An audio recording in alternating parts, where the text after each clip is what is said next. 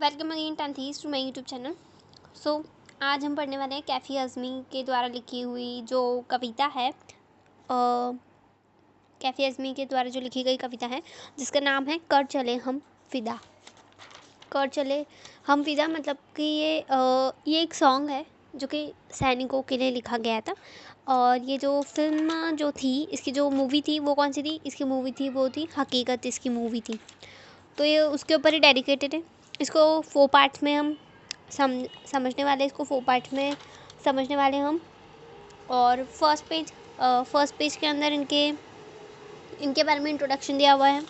Second page के अंदर पाठ के बारे में पाठ का जो प्रवेश है, इनके पाठ के बारे में क्या बताया गया है वो बताया है कि पाठ असलियत में क्या है। इसमें लिखा है ये हकीकत से लिया गया है, यहाँ का है। मतलब ये ऐसा जो सॉन्ग है ये ऐसा है कि ये डायरेक्ट जो सैनिक है जो शहीद हो चुके हैं उनके हृदय से निकला हुआ सॉन्ग कहलाता है। सो अब हम स्टार्ट करते हैं। 4 पार्ट्स में इसको हम समझेंगे। और इन actual it is a song. Okay, start करते हैं। कर चले हम फिदा जानो तन साथियों, अब तुम्हारे हवाले वतन साथियों। सांस थमती गई, नब्ज़ जमती गई, फिर भी बढ़ते कदम को न रुकने दिया। कट गए सर हमारे तो कुछ गम नहीं, सर हिमालय का हमने न झुकने दिया। मरते मरते रहा बागपन साथियों, अब तुम्हारे हवाले वतन साथियों, अब तुम्हारे हवाले वतन साथियों। इसके अंदर भी जैसे देख सकते हैं कि इसके अंदर प्रसंग और संदर्भ करने के लिए नहीं आएगा। ये एक सॉन्ग है, इसका ओनली एक्सप्लेनेशन अगर पूछना चाहें तो पूछ सकते हैं।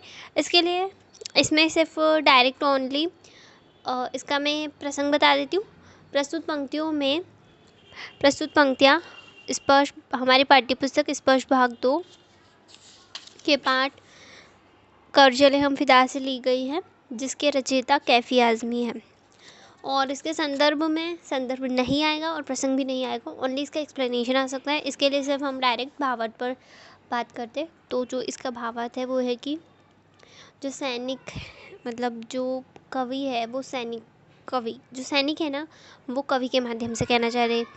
जो सैनिक शहीद हो चुके हैं तो ये कवि ने लिखा है, तो कवि जो है वो लिख रहा है, पर असलियत में जो सैनिक लिखना चाह रहे हैं मतलब सैनिक के लोगों से बोलना चाह रहे हैं, लेकिन लिखा किसने है? कवि ने लिखा है। इसके लिए वे कवि के माध्यम से लोगों को बताना चाह रहे हैं कि लोगों को क्या बताना चाह रहे हैं कि अब हम जा रहे हैं। ये गाना ये ऐसे सॉन्ग है तो मोस्ट प्रोबेबली ऐसा है कि नहीं आएगा एक्सप्लेनेशन में, तो इसका ज़्यादा टेंशन लेने की ज़रूरत नहीं है। सो फर्स्ट में क्या बोल रहे हैं कि कर चले हम फिदा जानो तन साथियों। इसका मतलब जो शहीद जो सैनिक है वो कवि के माध्यम से कहना चाह रहे हैं लोगों को, अपने देश के लोगों को ये बोलना चाह रहे हैं कि हमने हमारी जान है वो न्योछावर कर दी है। अब हम शहीद हो चुके हैं, अब हम इस देश को छोड़ के जा रहे हैं, मतलब अब हम शहीद हो रहे हैं। तो अब ये जो वतन है, ये जो देश है, ये अब तुम्हारे हवाले है, तुम्हें इसकी रक्षा करनी है। फिर वो बता रहे हैं कि क्योंकि जब सैनिक लड़ते हैं तो क्या होता है कि बहुत ज़्यादा ठंड वाली जगहों पर भी वो कई बार लड़ते हैं। तो ये उसका एक्सप्लेनेशन दिया हुआ है कि उनकी सांस धीरे धीरे कम होती गई, उनकी जो नब्ज़ यानी कि जो नाड़ी मतलब कि वेन जो थी वो धीरे धीरे जमती गई, मतलब उनकी सांसें रुकती गई। फिर भी उन्होंने अपने जो बढ़ते हुए कदम थे उनको नहीं रुकने दिया। उनके सर कट गए इसका मतलब वे शहीद हो गए, लेकिन फिर भी उन्होंने हिमालय का गौरव नहीं झुकने दिया। हिमालय जो है वो हमारी शान का प्रतीक होता है, तो इसके लिए इन्होंने हिमालय को नहीं झुकने दिया, ऐसा ये बताना चाह रहे हैं। और क्या बोल रहे हैं कि मरते मरते इसमें बागपन का नहीं दिया हुआ है वैसे तो ये बता रहे हैं कि मरते मरते हमने, तो जो सैनिक है वो क्या बोलना चाह रहे हैं कि मरते मरते हमारा जो वीरता का जो भाव है, बागपन यानी कि जो वीरता का भाव है हमारे अंदर, वो हमारे अंदर और रहा, मरते दम तक रहा, लेकिन अब तो हम शहीद हो चुके हैं, इसलिए अब हम जा रहे हैं और ये जो वतन है ये तुम्हारे हवाले है। भावार्थ या फिर व्याख्या भी बोलते हैं इसको। युद्ध के मैदान में लड़ते लड़ते प्राणार्पण करते हुए सैनिक कहते हैं कि हे देश के मित्रों, हम देश पर न्यौछावर होकर जा रहे हैं और अब हमारा स्थान तुम्हें लेना है। हम अपने कार्यों को तुम्हें सौंपकर विदा हो रहे हैं। हमने अंतिम दम तक अपने कदमों को नहीं रोका। हमें अपना सिर कटने का कोई दुख नहीं है, क्योंकि हमने हिमालय का सिर झुकने नहीं दिया, अर्थात हमने देश के मान को घटने नहीं दिया। हम अंतिम सांस तक अपने कर्तव्य पथ पर अडिग रहे, सिर डिगे नहीं, हम उससे हटे नहीं। Next one. जिंदा रहने के मौसम बहुत है, मगर जान देने की रुत रोज आती नहीं। हुस्न और इश्क दोनों को रुसवा करे, वो जवानी जो घूमे नहाती नहीं। आज धरती बनी है दुल्हन साथियों, अब तुम्हारे हवाले वतन साथियों, अब तुम्हारे हवाले वतन साथियों। इसके अंदर जो है फिदा मतलब कि न्यौछावर, हवाले यानी कि सौंपना, रुत का मतलब है मौसम, हुस्न यानी सुंदरता, रुस्वा यानी कि बदनाम, खून यानी खून। सो इसके अंदर जो है सैनिक कवि के माध्यम से बोल रहे हैं लोगों को कि ज़िंदा रहने के मौसम तो बहुत है, मतलब हम ज़िंदा तो बहुत बार रह लिया जा सकता है, लेकिन मरना, हम मरते तो सिर्फ एक ही बार है, ठीक है, लेकिन मरा तो एक ही बार जा सकता है। जान देने का अवसर रोज़ रोज़ नहीं आता, ठीक है, जिंदा तो हम रोज़ ही रहते हैं, लेकिन जान देने का अवसर रोज़ रोज़ नहीं आता है। हुस्न मतलब कि यहाँ पर हमने ये पढ़ा है हुस्न, जो कि सुंदरता और जो इश्क को जो दुखी करे, वो जवानी जो है ना, जो जवानी खून में नहीं नहाती है, मतलब अपने देश के लिए नहीं लड़ती, वो हुस्न और इश्क दोनों को क्या कर देती है, रुस्वा कर देती है, दुखी कर देती है।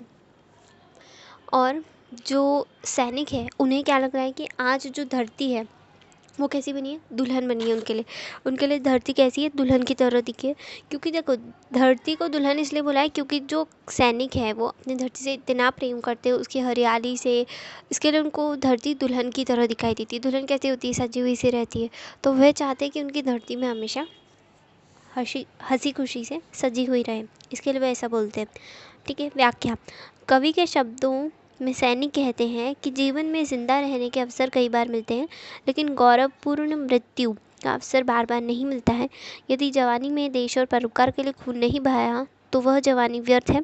वह जवानी सुंदरता और मोहब्बत को भी नाराज़ करती है।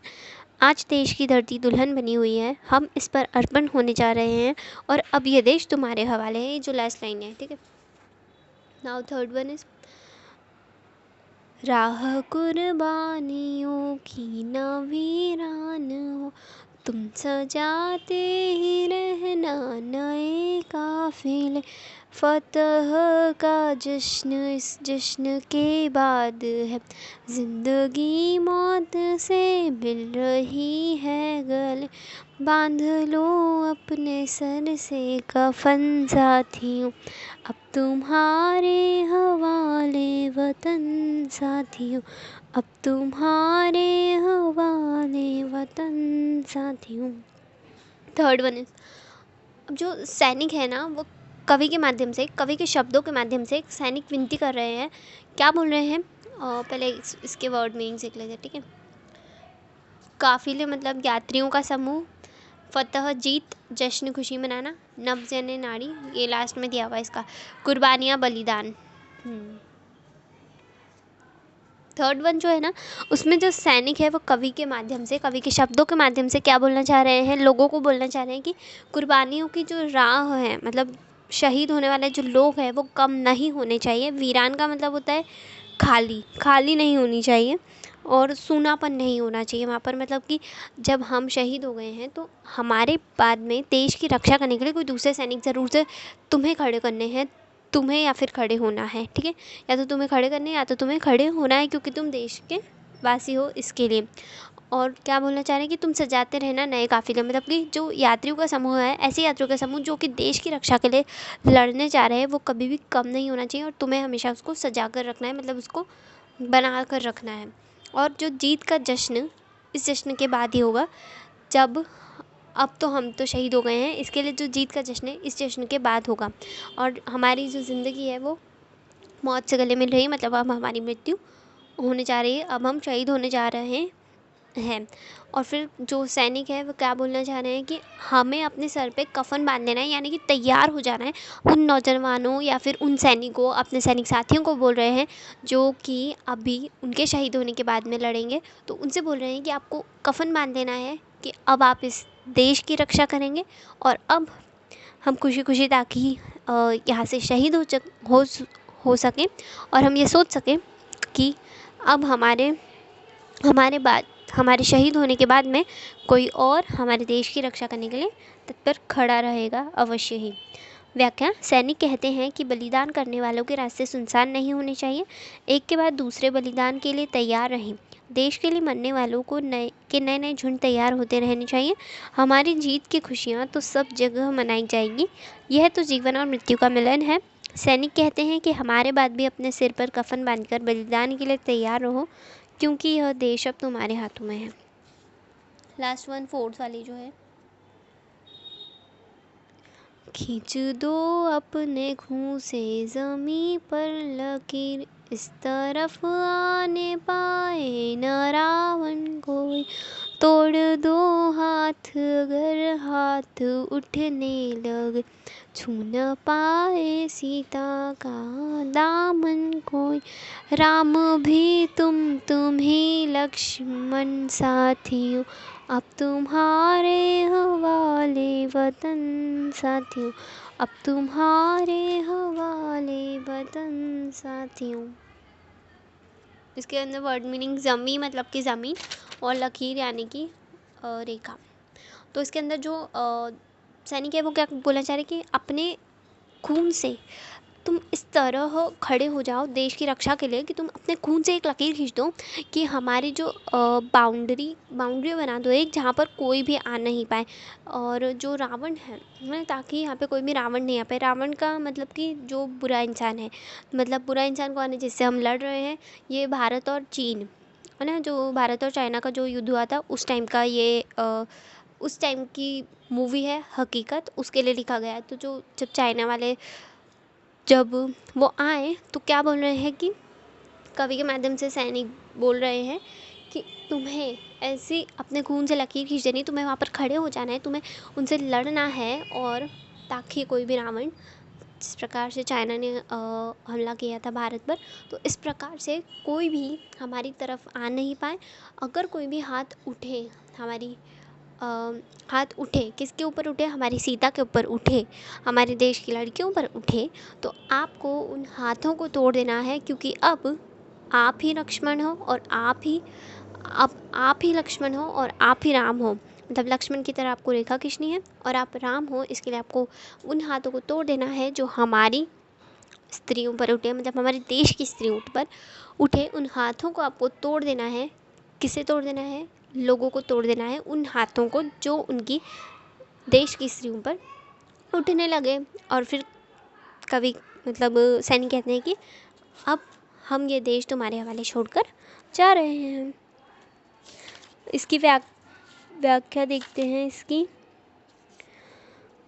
सैनिक अपने देशवासियों से कहते हैं कि अपने खून से ज़मीन पर रेखा खींच दो, अर्थात बलिदान के लिए तैयार रहो, ताकि इस और कोई रावण अर्थात दुश्मन ना आ पाए। यदि हमारी और कोई शत्रुता और है ना हमारी तरफ वाली और कोई शत्रुता का हाथ उठता है तो उस हाथ को तोड़ डालो। अब भविष्य में कोई रावण सीता का दामन न छू पाए या छूने पाए, अर्थात देश में नारियां असुरक्षित न रहे। आज तुम सभी देश में राम लक्ष्मण के समान भाई भाई हो, अर्थात देश की रक्षा का सारा भार तुम पर है। यह देश अब तुम्हारे हाथों में सुरक्षित रहना चाहिए। एंड दैट्स ऑल, ये ओवर हो चुकी है। सो ये बहुत ईजी है। इसका अगर आप सॉन्ग सुनते हैं, बहुत ज़्यादा इंटरेस्टिंग सॉन्ग, बहुत ज़्यादा अच्छा है। और हमें हमारे जो देश के सैनिक हैं उनसे अवगत करा उनसे उनकी पहचान कराता है कि किस प्रकार से उनके जो दुख है उनके बारे में ये बताने वाला है ये जो गीत है। और इस गीत से रिलेटेड अगर कोई क्वेश्चन तो मैंने तो क्वेश्चन ऐसा देखा नहीं है अभी तक कि इससे रिलेटेड कुछ आता हो। बट हाँ, हमारी इससे रिलेटेड कोई ऐसा क्वेश्चन आ सकता है जो कि स्किल बेस्ड क्वेश्चन हो। हिंदी में अक्सर स्किल बेस्ड क्वेश्चन आते हैं।